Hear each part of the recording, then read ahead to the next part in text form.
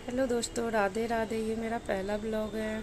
ये मैंने मंगाई है फ्रिज का स्टैंड, जो कि फ्रिज मैंने 6 मंथ पहले मंगाई और अभी मंगाई है फ्लिपकार्ट से। ये इसका स्टैंड है। पेवा को लग रहा है कि उसका खिलौना है, इसीलिए ये आगे पीछे कर रही है। फिर अब मैं खोली, ये निकला नहीं मेरे से, ज़्यादा ही अंदर था ये। फिर ये पीहू के पापा कोशिश किए, फिर बहुत ट्राई करने के बाद निकली है। ये देखो, क्वालिटी सही है। इसके अंदर एक सीमेंट की गोला भरा हुआ है।